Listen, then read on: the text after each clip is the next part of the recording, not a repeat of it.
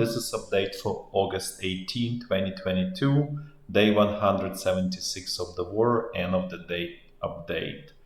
So first of all, I wanna, I guess, congratulate myself on reaching new milestone, specifically receiving death threats from some of the viewers. So today I received a death threat from the person named Clayton Youngers. I don't know if it's real person, could be even also, who is really behind this name.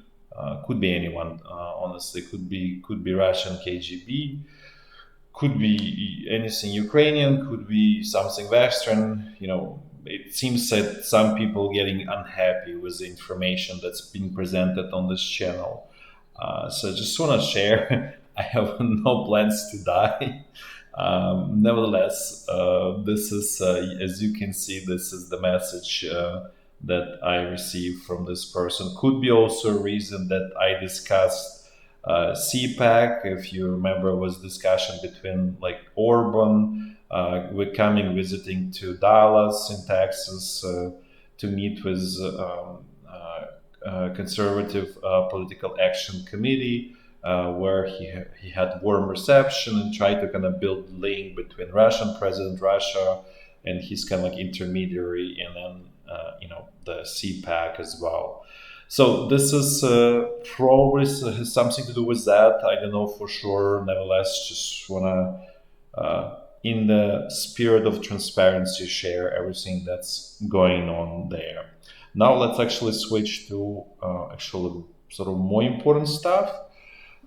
So let's discuss energy a little bit because things obviously not going well in that world. Specifically in Europe, you probably heard on the news that the price of natural gas was hitting 2.5 thousand euros for 4,000 cubic meters. That's obviously makes an industry impossible in Europe. And as a result, you see several things. So first of all, like main supplier of Russian gas to Germany, a company called Uniper, effectively is bankrupt and being bailed out by German government.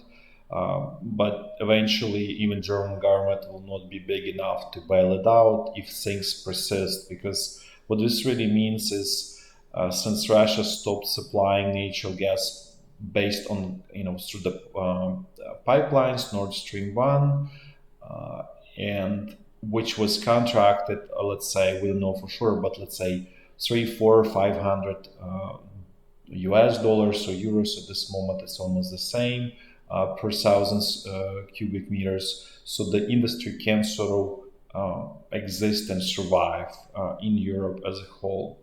However, with the prices of 2.5 thousand, pretty much no industry can survive. So as a result, you see a lot of stoppages of manufacturing companies in Europe. So for example, there was the aluminium maker in Slovakia, Slovalco, I think its name, stopped. Then large chemical complex in Romania also stopped. Then in Lithuania and Latvia, many companies like energy, sort of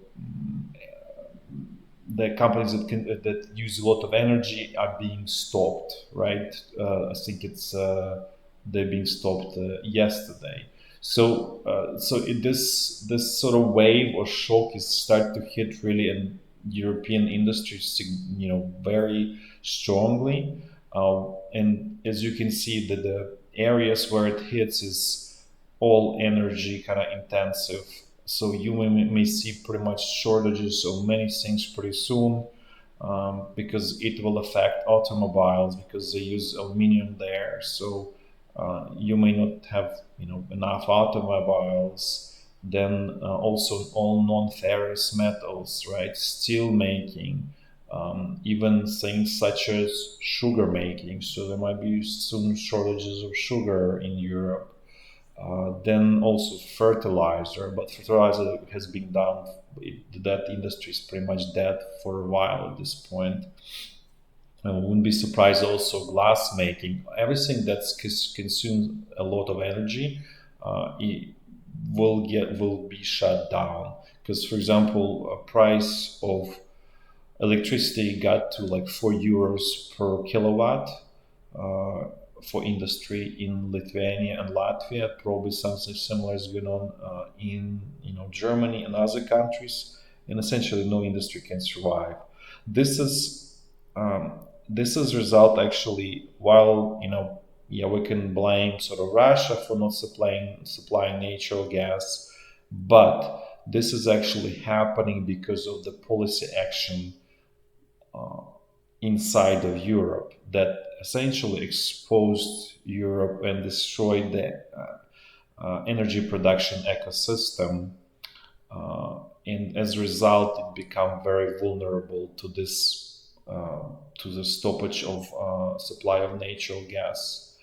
So, as a result of all of this, you can even see that euro right now is going down relative to US dollar. So it's almost at this point one to one, and I wouldn't be surprised if it goes actually under one. So it would be like 99 cents for $1, and could get even worse. So, and then even sort of more to this, we have seen sort of inflation prints from, let's say, UK recently was about 10%, and then at the same time in UK, and then in the US about a week ago it was actually moderating. Inflation was about something like 8.3, 8.5%, and so many market is kind of like thinking like, okay, it seems like inflation is moderating, things kind of like getting better, more to normal. Well, we disagree, and we think that things are not getting to normal, and the inflation will persist. And the reason, as you can see, we're just explaining, right? The production of steel is going down, production of all essential materials that being used to sort of basically then produce more finished consumer goods are being stopped. So that will kind of like, it will be like trickle down effect through the entire sort of production cycle, and then and again we will probably see again disruption to the supply chain. But it really, disruption starts really very upstream, as you can see. So it's not really supply chain that's sort of at fault. It's really bad energy policy that's being implemented in Europe and also partially in the US. So what's happening at the same time, and so let's even look a little bit more how it's all interconnected. So US has quite a lot of natural gas, and it's fairly cheap. It costs about, usually the price kind of fluctuates between like $100 to $150 for 1,000 cubic meters. Now it jumped actually to 300, about 330, 340 US dollars per 1,000 cubic meters. That's pretty high price, and it stays elevated. And if you look at the sort of futures, you see that actually the market even expects situation to get even worse all the way up to January. So it probably will be happening unless things really drastically change, right? There is some kind of solution to this, to relationship with Russia, basically. But we don't expect that as sort of as high probability scenario. So let's assume everything goes the way it is. Things, it looks like they're gonna get significantly worse up to at least January.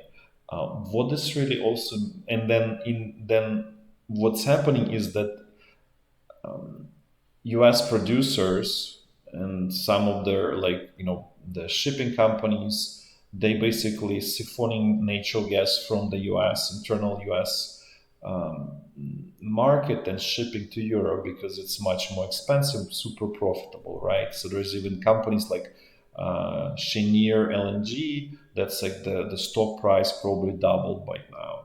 So because they benefiting from all of this very like hugely, right? And what is happening also in the US, it will hit actually US as well. And that's why we thinking that inflation in the US is not gonna moderate. It's probably gonna will remain elevated.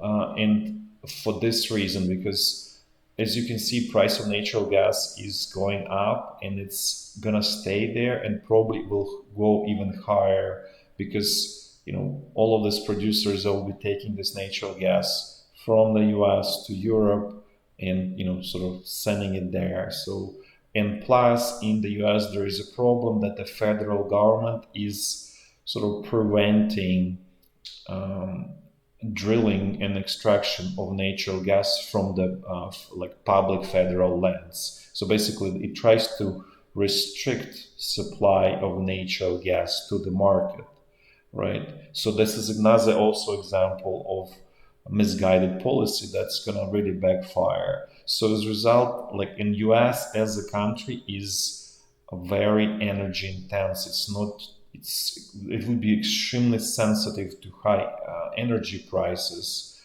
just because everything is everywhere. There's huge consumption of energy in production, in heating residential building, commercial building, everywhere, right? So even it doesn't need to go to such a painful level like in Europe to 2.5 thousand US dollar or euros at this point per thousand cubic meters. It can even if it goes to let's say 700-800 in the US, something even less than 1,000, let's say, like but more than 500, it will be sort of felt very painfully in the US, and meaning like that the industry will start to sort of also shut down, become uncompetitive, and they will have to raise prices, right? So that will push inflation again. Then heating residential, we're going into cold season for the northern hemisphere, so this will also eat out disposable income from the consumers in the US. So this is potentially could be very difficult situation for call it Western world. Probably less so for the US because it's natural gas rich, and it's still the price is going to be relatively cheaper than in Europe. Europe probably will feel the most pain, but the point is that this pain will not go away until governments in Europe and US will not change the course and reverse their sort of attack on conventional energy production. It will get only worse to the point that if this is not fixed, not reversed, the societies will be deindustrialized, and it literally the actual those governments will not be able to run the countries because there will be problem with everything, right? Shortages of everything, and it's going to be a total mess. So this is we're seeing this dangerous situation. We're not saying this is imminent, but it really goes in very wrong direction. That potentially creates a lot of very difficult situation in the West. At the same time, let's actually switch a little bit gears to Russia. What's going on in Russia? So Europe sanctioned supply of, or basically stop buying Russian coal, right? So what happens again? No problem for Russia at all. They switched it to India and China, who are super happy to buy all of it. And yes, Russia gives discount. In this case, discount is pretty huge. It's about 40 to 50%. But because the price of coal is also jumped tremendously because it's alternative to natural gas and it's cheaper alternative to natural gas. So for that reason, because price is so high, and even if you give 50% discount, you're still making a lot of money by exporting coal. So again, this sort of sanctions or desire to restrict supply of sort of conventional energy sources really backfires and makes sort of enormous economic pain in the West, and it's not like it's going to get resolved. It's only going to get worse, and eventually the sort of laws of gravity will force the hand of the Western governments to sort of stop war on conventional energy, because this simply the life of the societies will be threatened. Not to mention that this is really negative given the whole situation with China and its desire to conquer Taiwan with Russia, and this is really like, like you're trying to weaken yourself internally while you're facing pretty strong competitors and essentially enemies, right? So this is a very sort of negative dynamic that's been going on as a whole. On now, let's switch again to a little bit more political situation.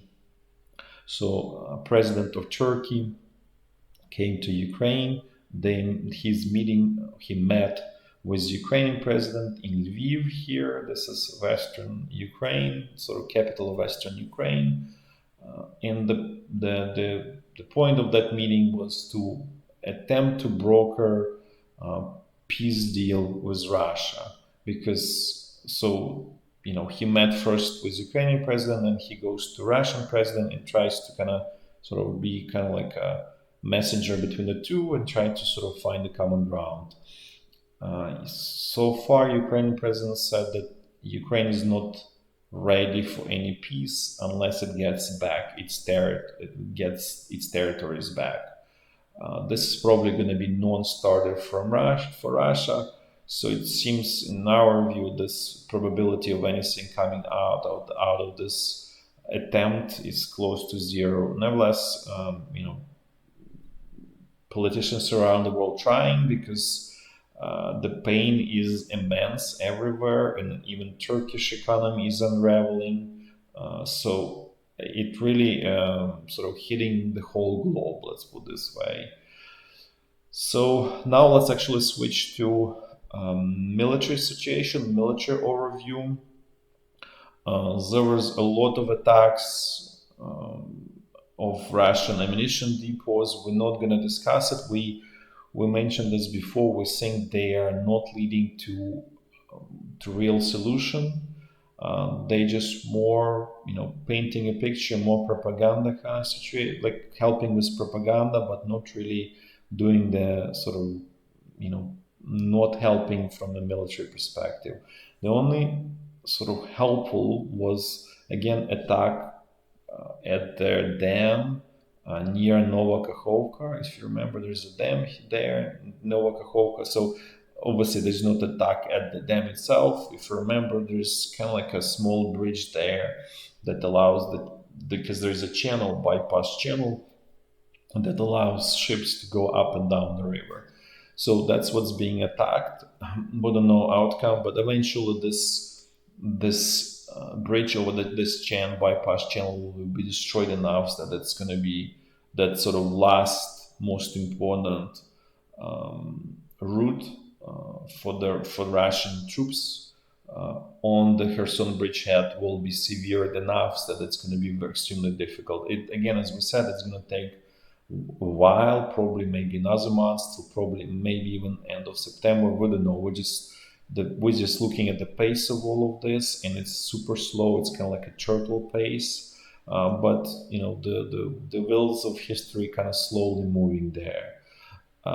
Then let's actually switch to walk through the front line, as we always do, starting from very north, going in clockwise fashion down. So there was exchange of fire along the state border. Nothing unusual, typical situation. Also, Ukrainian troops managed to blow up Russian ammunition depot here near Shebekino in Belgorod region. So that's pretty much on this area. Then let's move to Kharkiv. Kharkiv section of the front line was actually pretty much quiet today. There's no major action there. There is exchange of artillery fire, rocket strikes, all that, airstrikes, but there was no sort of typical attacks there here. Now let's move south to Izyum bridgehead, and it was quiet day here. No major action, things pretty much stable. Nothing to really report here. Now let's move to North Donbass section of the front line. There were some attacks here, but again, there is a feeling that this is just sort of like last hurrahs here, and Russian troops really need more manpower here. So again, there was sort of frontal attacks against Solidar, then this Vodyane here, and Bakhmut that went nowhere. And in our opinion, it's just because the infantry side of the Russian troops is totally exhausted, and they really need to do something about it to continue.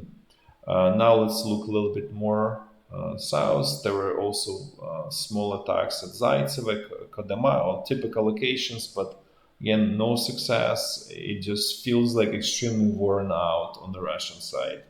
And not to mention, it doesn't mean that Ukrainian side is in perfect shape or anything. No, Ukrainian side is sustaining very heavy losses. It's all there's heavy artillery fire, airstrike, rocket strikes, so everything goes right.